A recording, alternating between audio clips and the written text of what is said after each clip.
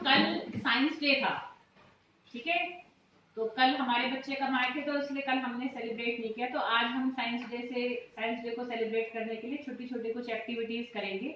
जैसे ये जो 8th क्लास के बच्चे हैं, बच्चों तुमने एक अपना क्वेश्चन कल मेरे से पूछा था, याद करो, तो उसको आज हम एक प्रयोग के द्वारा भी देखेंगे कि उस प्रयोग में देखो हम क्या देखेंगे। क्वेश्चन तुमने पूछा था कल कि जब हम कॉपर सल्फेट के विलयन में लोहे की कील डालते हैं तो क्या होता है, देखा था कल बच्चों तुमने। तो तुम्हें मैंने एक अभिक्रिया करके भी बताया था कि अभिक्रिया अगर हम देखें कि भाई ये हमारा कॉपर सल्फेट का विलयन, उसका ये सूत्र होता है बेटा कॉपर सल्फेट का।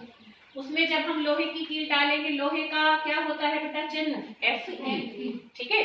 तो जब हम इन दोनों की आपस में जब ये दोनों पास होंगे, ठीक है, तो अगर लोहा जो भी हम धातु डाल रहे हैं बेटा किसी और धातु के विलयन में, तो अगर वो धातु पहले वाली धातु से जो पहले से विलयन में है, अगर वो उससे ज्यादा अभिक्रियाशील होगी, ठीक है, तो वो उसको विलयन में से बाहर निकाल देगी।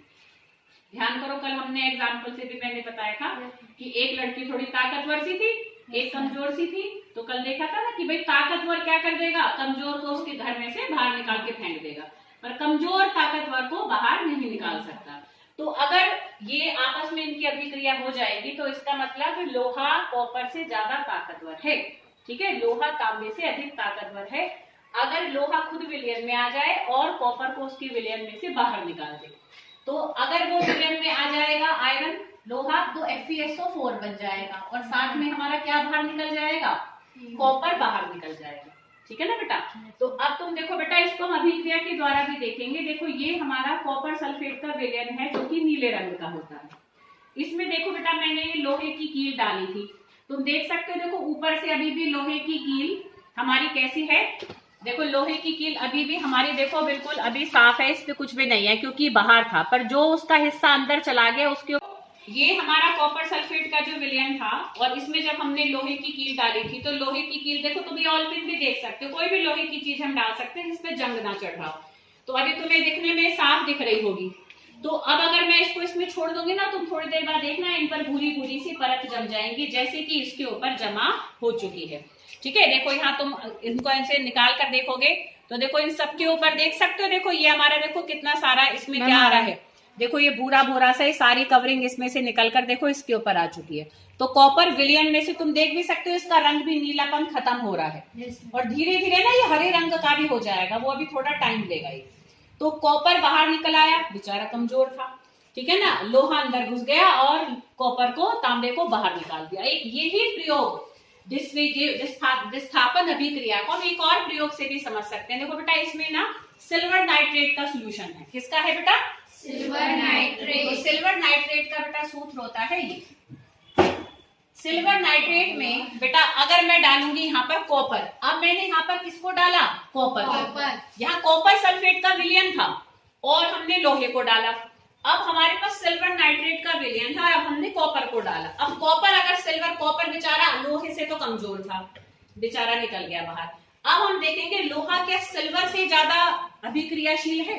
तो अब तुम यहाँ देखना ध्यान से, देखो कितनी सारी हमारे यहाँ पर क्या बन चुकी है, देखो कितनी सारी हमारी चांदी बन गई है, ठीक है। देखो ये चांदी बनकर इसमें चली गई, इतने भारी हो गया था वो कि वो सारा इसी में डिसॉल्व हो गया।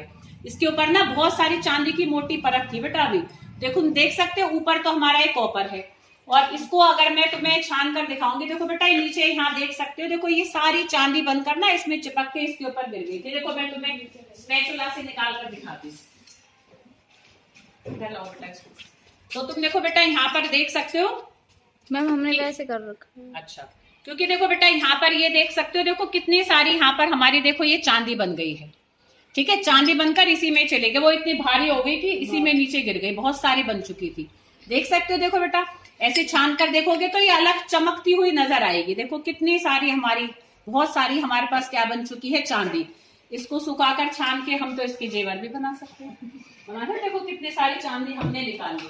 तो यहाँ से अब एक बात और हमें क्या मिली, क्योंकि अभिक्रिया हो चुकी है और चांदी इसके ऊपर निकलकर और सारी इसके ऊपर जमा हो चुकी थी बेटा, ठीक है। तुम यहाँ रंग भी फर्क देख सकते हो, देखो बेटा ये हमारा तांबा है और ये हमारा चांदी इसके ऊपर जमा हो चुकी थी, जो कि इतनी ज्यादा बन गई कि सारी हमारी इसी के अंदर चली गई थी, ठीक है। जब शुरू में पतली परत थी कभी जब दोबारा करेंगे तो तुम्हें पतली परत भी दिखाऊंगी, क्योंकि मैं काफी देर करके इसको रख के चली गई थी तो इसमें मोटी परत आ चुकी है। तो अब यहाँ पर देखो, इधर क्या बन गया हमारा, कॉपर नाइट्रेट बन गया।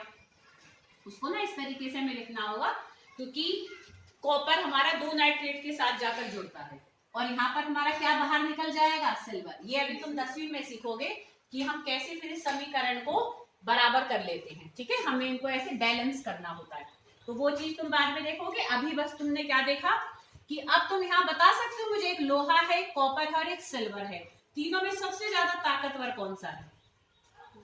देखो, सोचो जरा। देखो, कॉपर ने सिल्वर को निकाल दिया और लोहे ने कॉपर को निकाल दिया, तो कौन सबसे ज्यादा ताकतवर हुआ? लोहा। ठीक है ना, कि इसने तो इसको निकाल दिया, ऐसे बड़ा गुस्सा आ रहा था मुझे आयरन कैसे निकाल गया, तो इसने कहा मैं भी किसी को निकालूंगी, तो इसने जाकर सिल्वर को निकाल दिया। तो सबसे कमजोर कौन सा है? सिल्वर है ना। चांदी सबसे बेचारी कमजोर है, पर सबसे ताकतवर हमारा क्या है? लोहा। ठीक है, तो इस तरीके से हम जो हमारे विस्थापन अभिक्रिया होती है उससे हम ये पता कर सकते हैं कि कौन धातु किस धातु को उसके विलयन में से बाहर निकाल सकती है या नहीं निकाल सकती, कौन सी धातु ज्यादा अभिक्रियाशील है, कौन सी धातु कम अभिक्रियाशील है। ठीक है बच्चों।